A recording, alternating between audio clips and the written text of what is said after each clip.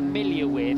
It's all about who can keep their mind calm and who can deliver over 30 minutes of qualifying on the super soft tyre. 2 sets of those, 2 runs for all of the drivers, and it should stay with them for a couple of laps as well. So skate through a very fast section of corners as we've got a car stopped there down in the pit lane.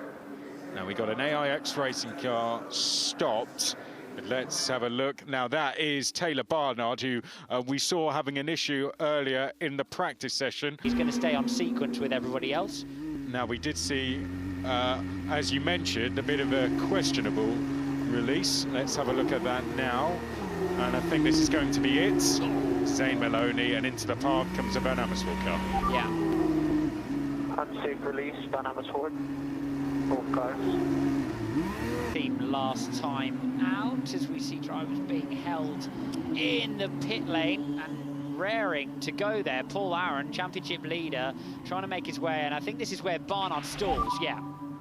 Hey, I stalled at the end of the pit lane. This guy just pulled out in front of me. Looking for this year to be the year is Dennis Hauger. Needs to find some strong performances through this space, and 5th in the championship, and making his way now through the exit of turn 8. He comes, will want a recovery after an unfortunate weekend last time. Dennis Hauger, up to the line he goes. He will go to the top as the first one across the line. Can he stay there is the question. No, well, Gabriel Bortoletto goes to the top for Invicta Racing. And Ian is rode in up to 5th, quickly followed by his teammate Miata, who was 6th, but is now 8th and 9th. Such is the nature of a Formula 2 qualifying session. And with that, he won't want that to happen again. He'll want to be on pole position, and that's where he goes, straight to the top of the standings. Isaac Hadjar on 1st and 2nd so far, provisionally. Dam's car wide through the middle of turn 7. That's Correa.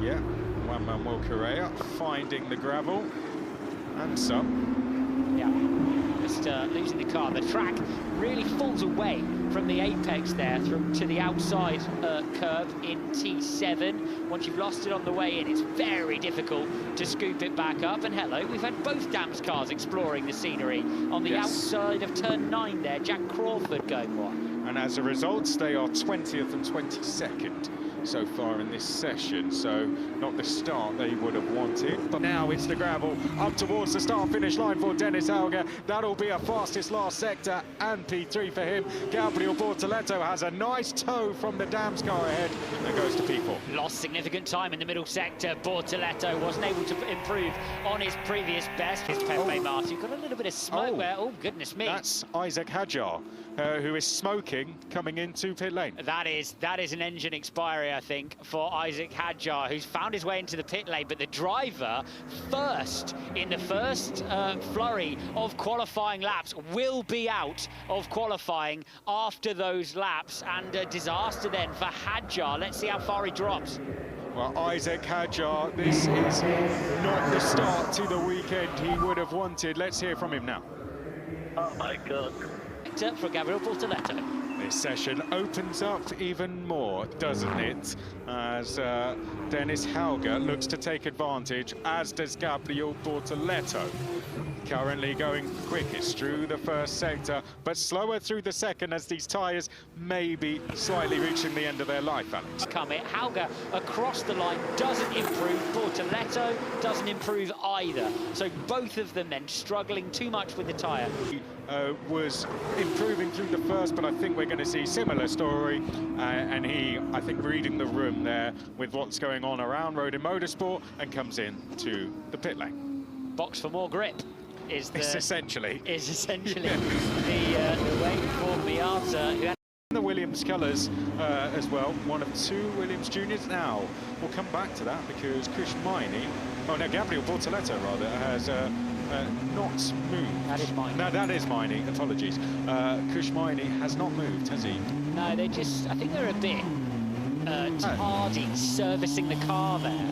Good form around this circuit do their drivers in particular, and I'm sure they'll be feeling confident they can get the job done as they come through and start their warm-up procedure, which It's always a little bit longer, as we've talked about around this circuit. Trident were last out the pits, so they want to fall towards the back of the queue. It seems Bortoletto now just fills the mirrors there of Joshua Dirksen. Tenths of a second, 0.3 of a second, cover the top four as we go for the final flurry of laps here in qualifying. Hadjar leads the field. He is out of qualifying, so it's all to play for with improvements on the table in the final run. To get the car to roll down in towards the apex of turn 6, managing the understeer for Hauger, still with the car, not exactly where he needs, but he's got traction critically and balance through the X and straight to the line for Hadjar. Let's see, for Hauger, let's see what he can do. Clears Hadjar at the front by 0.3 of a second. Colapinto up to second and his teammate Aaron up to third in the high-tech. And Hauger goes up to pole position then, 1:15.487, but gets through the first sector. Will it be a quickest time overall for the Brazilian driver? Not quite, but he puts himself onto the front row of the grid. Pepe Marti, up to the line he comes, Alex. Let's see what Pepe Marti can do. 17th at the moment, turns into 7th, 4/10 away from the pace. It's Barnard up to 6th. Joshua Dirksen onto the front row of the grid, the driver from Paraguay, going to the front row for AIX Racing. What a time from him. Taylor Barnard to P6. Bortoletto is third, then it's Colapinto in fourth.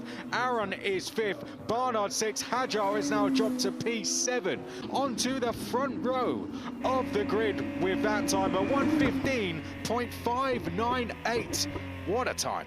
Brilliant stuff from Dirksen, who down to go again, and championship leader Aaron is giving it absolutely everything. He's a 10th down in that first sector, but all the time is through this middle and final. Zane Maloney has dropped down to 20th. Oh, and Aaron spins there, coming through turn 6.